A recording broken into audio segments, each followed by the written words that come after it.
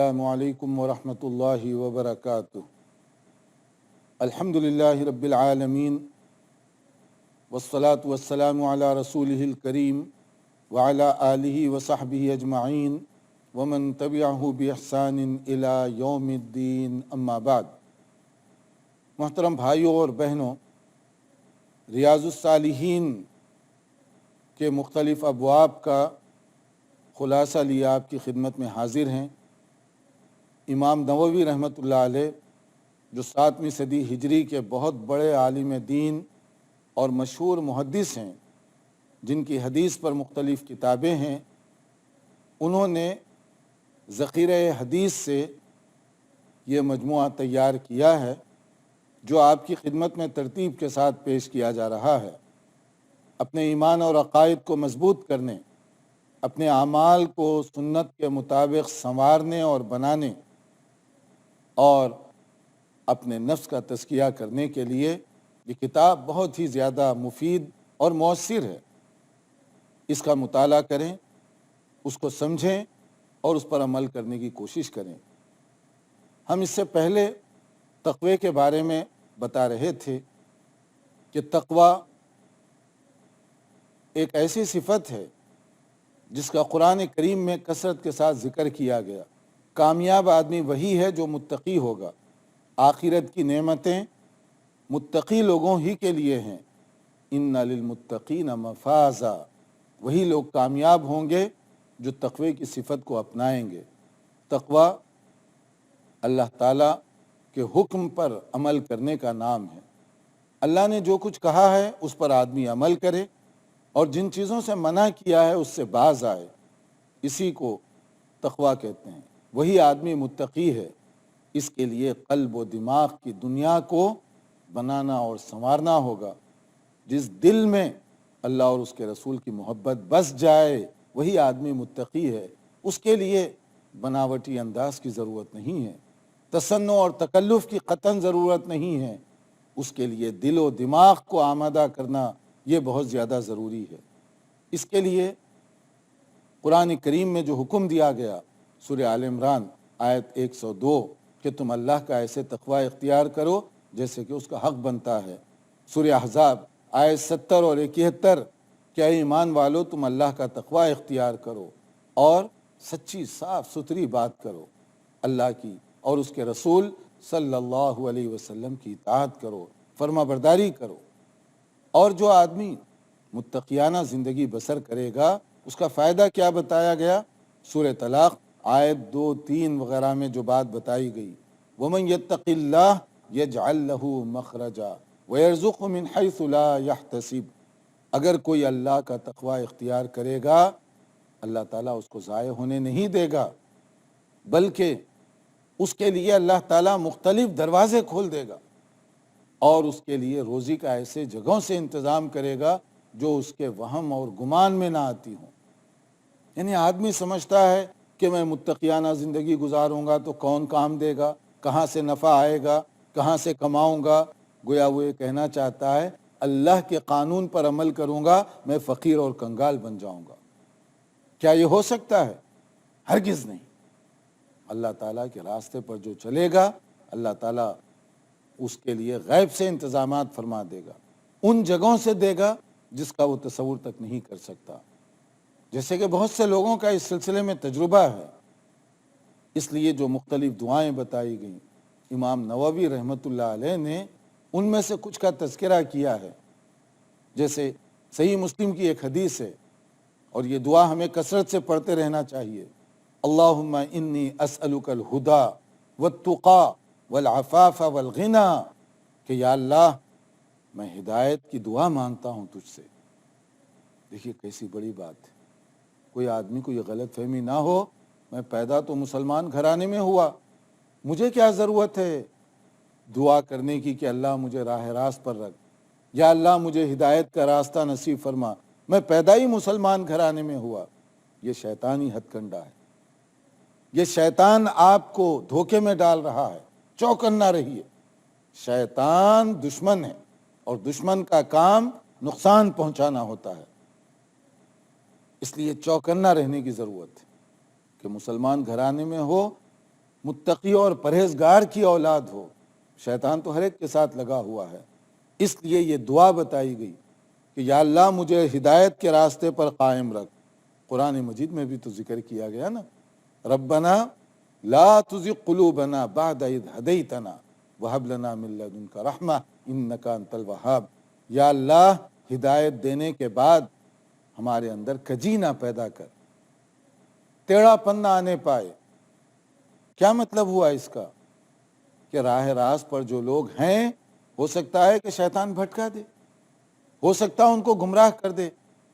ہمارا آپ کا بھی تو تجربہ ہے نا، کتنے لوگ ایسے ہیں جو کل نمازی تھے آج نہیں پڑھتے، جو پچھلے سال تک بڑی متقیانہ زندگی گزارتے تھے اب وہ سب چیزیں چلی گئیں، بلکہ بعض اسلامی شاعر کا تک انہوں نے مذاق اڑایا. بعض لوگ ایسے تھے جو سنت پر عمل کرنے کے شیدائی تھے، جذبہ تھا ان کے اندر، اور پھر دھیرے دھیرے وہ جذبہ گھٹتا چلا گیا. جیسے جیسے وہ جذبہ گھٹتا گیا سنت کی خلاف ورزی آتی گئی، اور اسی طریقے سے سنتوں کو وہ چھوڑتے چلے گئے. تو اس لیے یہاں یہ دعا بتائی گئی کہ آپ بار بار کہتے رہیں اللہم انی اسألک الہدی والتقی والعفاف والغنی، کہ یا اللہ میں ہدایت طلب کرتا ہوں، تقوی طلب کرتا ہوں، اور پاک صاف صحیح شفاف زندگی مانگتا ہوں، اور قناعت چاہتا ہوں میں. تقا یعنی متقیانہ زندگی، تقوی کی زندگی جس کو اللہ تعالیٰ پسند فرمائے. متقیانہ زندگی کی مثال کیسے دی گئی؟ دنیا میں متقی آدمی ایسے رہے جیسے کوئی آدمی کسی جنگل میں خاردار جھاڑیوں کے درمیان سے گزرتا ہے. کانٹے والی جھاڑیوں کے درمیان سے جب آدمی گزرے تو بڑا چوکنا رہتا ہے، اپنے دامن کو سمیٹ کر، کپڑوں کو سمیٹ کر احتیاط کے ساتھ جا رہا ہے، کہیں ایسا نہ ہو کہ پاؤں کہیں کانٹے میں پھنس جائے، کہیں ایسا نہ ہو کہ کپڑا کہیں الجھ جائے، تو اس کے لیے چوکنا رہتا ہے. اسی طرح مومن متقی دنیا میں چوکنا رہتا ہے. حرام حلال جائز ناجائز تھوڑا تھوڑا تو فرق ہے. کہیں ایسا نہ ہو کہ دامن الجھ جائے حرام چیزوں میں، کہیں ایسا نہ ہو کہ پھسل جائے، غلط راستے پہ چل پڑے. تو اس کے لیے دعا کرنی چاہیے التقیٰ. پھر اس کے بعد ایسی اللہ تعالیٰ کی طرف سے کرم فرمائی جو انسان کے اندر بے نیازی پیدا کرے، جو انسان کے اندر غنا کی صفت پیدا کر دے. غنا یعنی قناعت. بعض اوقات آدمی کے پاس زیادہ دولت ہو تو ضروری نہیں کہ قناعت بھی ہو جائے، کہ جس کا دل مستغنی ہو. مطلب کیا ہے؟ کبھی ایسے بڑے بڑے مالدار بھی ہوتے ہیں جن کے اندر دنیا کی حرص اور لالچ غریبوں کے مقابلے میں زیادہ بھی ہو سکتی ہے. اس کے مقابلے میں اگر کسی کے اندر غنا پیدا ہو جائے، یعنی قناعت کی کیفیت، بے نیازی کی کیفیت، جو کچھ اللہ نے دیا ہے الحمدللہ اسی میں راضی ہیں، اطمینان کی وہ زندگی گزار رہا ہے. کسی کی عمدہ گاڑی دیکھ کر اس کے اندر حسد نہیں پیدا ہوتا، کسی کی اونچی کوٹھی دیکھ کر اس کے اندر کوئی منفی قسم کے جذبات نہیں پیدا ہوتے. تو ایسا آدمی بڑا پرسکون زندگی گزارتا ہے. اور اسی طرح سے پاک دامنی، عفت اور عصمت کی زندگی. تو یہ دعا دیکھنے میں بہت مختصر لگتی ہے، مگر اس کے اندر خیر کی ساری چیزیں پوچھ لی گئی ہیں. اسی طرح ایک اور حدیث نقل کی گئی، رسول اکرم صلی اللہ علیہ وسلم نے ارشاد فرمایا کہ صحیح مسلم کی یہ حدیث ہے، من حلف علی یمین ثم رأى اتقى اللہ منها فلیأت التقوی. یہ بھی دیکھیے کتنی اہم بات بتائی گئی کہ تقوی کی علامت یہ ہے کہ آپ کسی کام کے کرنے کی قسم کھاتے ہیں، ارادہ کر لیتے ہیں کہ یہ کام میں کروں گا، مگر بعد میں آپ کو پتہ چلتا ہے کہ اس سے بہتر دوسرا کام ہے. اب متقی ہونے کی نشانی کیا ہے؟ آپ نے جو قسم کھائی ہے توڑ دیں اس کو، جو اس سے زیادہ بہتر کام ہے وہ کریں. جیسے بعض لوگ کہتے ہیں نا، نہیں بس ایک بار فیصلہ کر دیے ختم، اس سے صحیح اور درست بات کچھ بھی ہو ہم نہیں مانتے. اس سے اچھی بات کوئی بھی ہو ہم نہیں قبول کریں گے اس کو، تو یہ تقوی کے خلاف ہے۔ تقوی یہ ہے کہ آپ اگر کسی معاملے میں کوئی فیصلہ کریں، کوئی ارادہ کریں، کوئی قسم کھائیں، بعد میں آپ کو پتہ چلے کہ اس سے بہتر دوسرا کام ہے، تو اپنے غلط فیصلے پہ ضد نہ کیجیے، اپنے غلط فیصلے پہ انسسٹ نہ کیجیے، بلکہ غلطی پر اصرار کرنا یہ نادانوں کی علامت ہے۔ غلطی کو چھوڑ کر صحیح راستے پر آنا یہ دانا اور عقل مندوں کی علامت، یہی متقی ہونے کی پہچان ہے کہ آدمی کو جب معلوم ہو گیا صحیح بات کیا ہے، غلط کا ساتھ نہ دے، چھوڑ دے اس کو، کہ جب تک مجھے نہیں معلوم تھا میں یہ کام کرتا تھا، اور جب معلوم ہو گیا میں اس کو چھوڑ رہا۔ یہ ہے تقوی کی علامت۔ اسی طرح سے کھانے پینے، چلنے پھرنے، کمانے، معاملات وغیرہ ہر چیز کے اندر یہی اصول ہونا چاہیے کہ جو زیادہ پاکیزہ، جو زیادہ اللہ اور اس کے رسول صلی اللہ علیہ وسلم کی تعلیمات کے مطابق اور اس سے اقرب ہو، میں وہی کام کروں گا۔ میرا اٹھنا، میرا بیٹھنا یہ متقیانہ ہونا چاہیے، کیونکہ تقوی کا تعلق دل اور دماغ کے ساتھ ہے، تو اس کو بناوٹ کی ضرورت نہیں پیش آتی۔ وہ لوگوں کو دکھانے کے لیے یہ کام نہیں کرتا، وہ اللہ کو راضی کرنے کے لیے یہ کام کر رہا ہے۔ ایسا تقوی اگر ہوگا تو اس کا فائدہ ہوگا۔ اللہ تعالیٰ عمل کرنے کی توفیق عطا فرمائے۔ دیکھتے رہیے پروگرام ایک مختصر ناظرین، وقفے سے پہلے ہم تقوی کے متعلق بتا رہے تھے۔ ہر بھائی اور بہن کو کوشش کرنی چاہیے کہ قرآن و سنت کی تعلیمات کے مطابق زندگی بسر کرے، اللہ اور اس کے رسول صلی اللہ علیہ وسلم کی اطاعت کرے، فرما برداری کرے، تاکہ ہم متقی بن سکیں۔ اس کے بعد ریاض الصالحین کا جو اب باب ہے وہ یقین اور توکل کے بارے میں ہے۔ یقین اور توکل یعنی اللہ پر یقین، اس کی نعمتوں پر یقین، اس کے جزا اور سزا کے فیصلے پر یقین، اس کی قدرت کاملہ پر یقین۔ جتنا یقین زیادہ ہوگا آدمی کا عمل اتنا ہی درست ہوگا، یقین جتنا کمزور ہوگا اس کے عمل میں بھی اسی حساب سے نقص اور کمزوری پیدا ہوتی جائے گی۔ اور توکل کیا ہے؟ بھروسہ، اعتماد، ٹرسٹ۔ کس پر توکل کریں گے؟ کون ہے توکل کے قابل؟ وہ صرف اللہ تعالیٰ کی ذات ہے۔ اللہ پر بھروسہ کرنا کہ جو کچھ ہوتا ہے وہ اللہ ہی کے حکم سے، اس کی مرضی، اس کی حکمت اور اس کی مشیت کے تحت ہوتا ہے۔ اللہ تعالیٰ جو چاہے، جتنا چاہے اتنا ہی انسان کو ملے گا۔ توکل کے بارے میں یہ بات ذہن میں رکھیے کہ اللہ تعالیٰ نے ہر انسان کے لیے جو روزی مقرر فرما دی ہے، پوری دنیا کی طاقت مل کر جو کچھ اللہ نے مقرر کیا اس سے ایک دانہ زیادہ حلق سے نیچے نہیں اتار سکتے، اور جو کچھ اللہ نے مقرر نہیں کیا پوری دنیا مل کر دینا چاہے تو نہیں دے سکتی۔ مثلا میری سمجھ لیجئے کہ زندگی میں جتنا کھانا لکھا ہوا ہے اگر ایک دانہ بھی کم رہے تو میری موت نہیں آئے گی، وہ ایک دانہ حلق سے نیچے اترے گا تبھی میری موت آئے گی۔ ایک گھونٹ باقی رہ گیا ہے پانی کا، میں نہیں مروں گا جب تک کہ وہ پانی کا گھونٹ میرے حلق سے نیچے نہ چلا جائے۔ جو اللہ نے جتنا مقرر کیا پورا پورا اس کو ملے گا۔ مگر توکل کا یہ مطلب نہیں ہے کہ ہم ہاتھ پر ہاتھ دھرے بیٹھ جائیں، کام محنت کوشش نہ کریں۔ یہ خلاف سنت ہوگا۔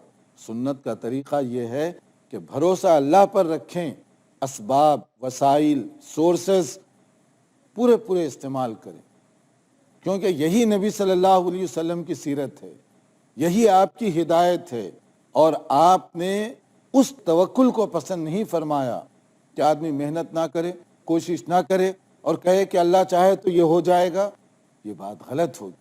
اللہ چاہے تو سب کچھ ہو سکتا ہے، لیکن اسی نے یہ فیصلہ کیا کہ تم روزی کماؤ، تم محنت کرو، تم اسباب استعمال کرو، جیسے کہ رسول اکرم صلی اللہ علیہ وسلم اور صحابہ کرام رضوان اللہ علیہم اجمعین یہ سب کچھ کیا کرتے تھے۔ اب کوئی آدمی اگر گاڑی کی جو ہے اسٹیئرنگ پر تو بیٹھا ہوا ہے، اس نے اس کو چیک نہیں کیا، کہا کہ توکل کر کے نکل جاؤں گا میں، یہ نادانی کی بات ہوگی۔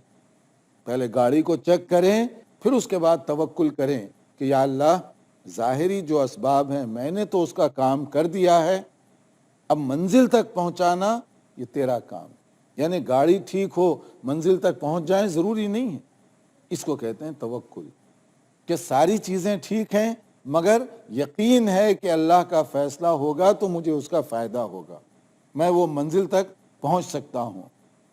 یہی انبیاء کرام علیہم الصلاۃ والسلام کا طریقہ رہا ہے۔ قرآن کریم میں پڑھیے یہ یقین اور توکل دونوں ساتھ ساتھ کیسے چل رہے ہیں۔ قرآن کریم میں مختلف انبیاء کرام کا تذکرہ کیا گیا۔ رسول اکرم صلی اللہ علیہ وسلم ہجرت کر کے نکل رہے ہیں، حضرت ابوبکر صدیق رضی اللہ عنہ آپ کے ساتھ ہیں، غار ثور میں پناہ لینے کے لیے آپ چھپ گئے وہاں پر۔ یہ اسباب ہے تاکہ دشمنوں کی توجہ ادھر ادھر ہو۔ آپ نے احتیاطی تدابیر پوری اختیار کی، پورا بندوبست کیا۔ اب غار میں چھپے ہوئے ہیں، مکے والے نہ جانے کہاں کہاں ڈھونڈ رہے ہیں، ڈھونڈتے ڈھونڈتے پہاڑ تک پہنچ گئے۔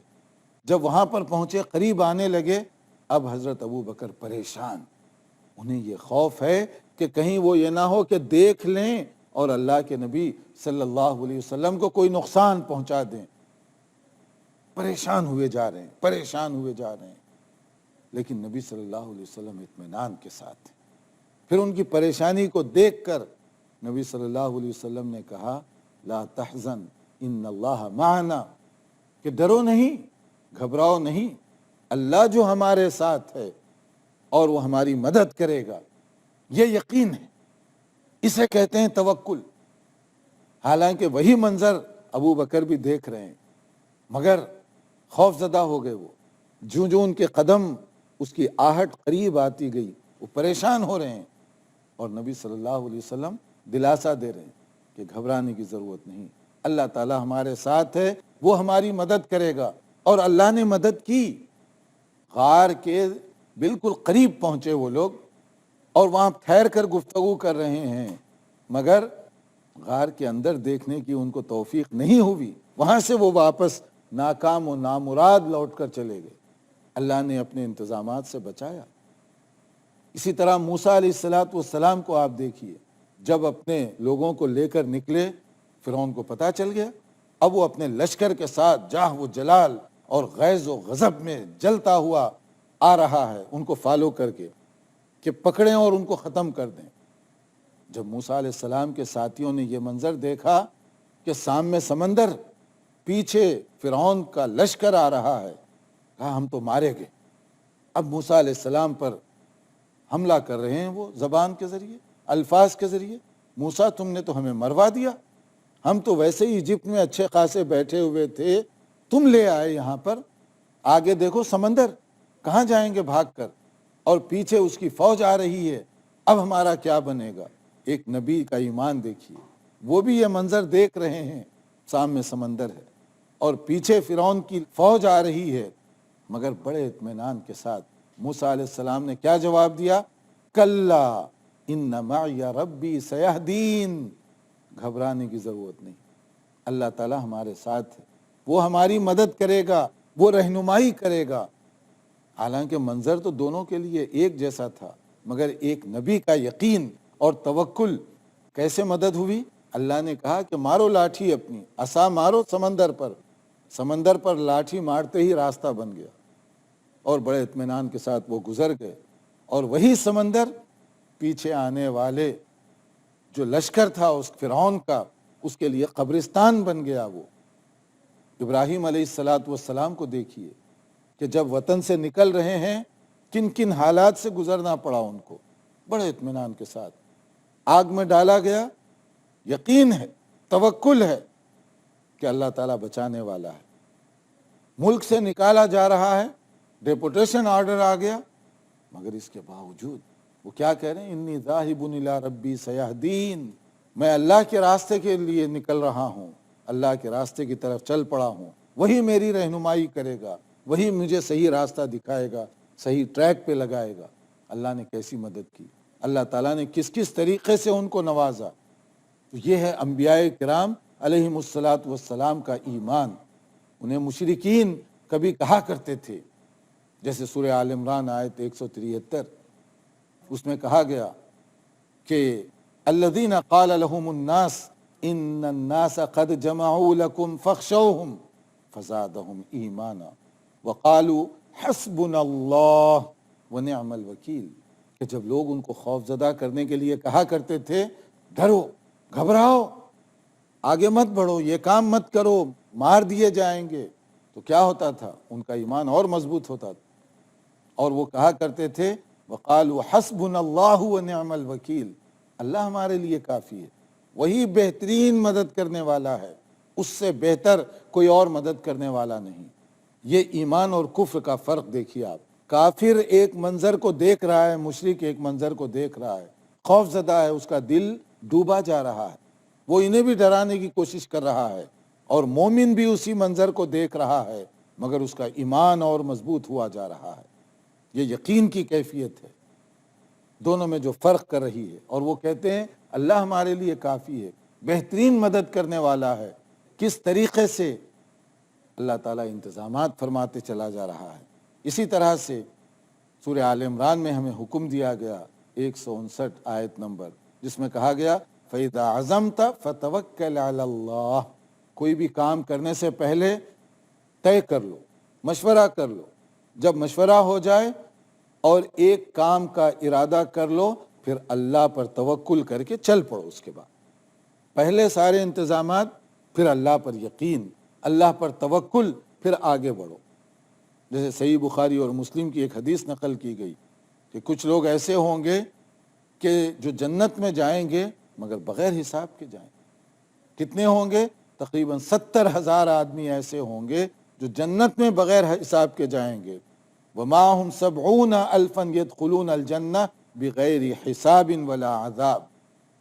उनको कोई अजाब नहीं पहुँचेगा, कोई तकलीफ नहीं होने दी जाएगी। कौन है वो लोग जो इतने खुशनसीब होंगे कि क़ियामत के दिन जब नफसी नफसी का आलम होगा तो वो जन्नत के मुस्तहिक़ बनेंगे बग़ैर किसी सज़ा के, बग़ैर किसी हिसाब के। कहा गया हुमुल लज़ीना ला यरक़ून वला यस्तरिक़ून वला यततय्यरून व अला रब्बिहिम यतवक्कलून। कि ये वो लोग हैं जो झाड़ फूंक वग़ैरह नहीं किया करते, ना ही वो लोग मुख्तलिफ़ चीज़ों से शिगुन नेक और बद लिया करते हैं, कोई इस तरह की नहीं करते, बल्कि हमेशा अल्लाह पर तवक्कुल करते रहते हैं। और अल्लाह पर तवक्कुल उनको वो जन्नत में ले जाने का सबब बनेगा। नाजरीन, यहाँ हमारा वक्त पूरा हो रहा है, देखते रहिए प्रोग्राम। वस्सलामु अलैकुम व रहमतुल्लाहि व बरकातुहू।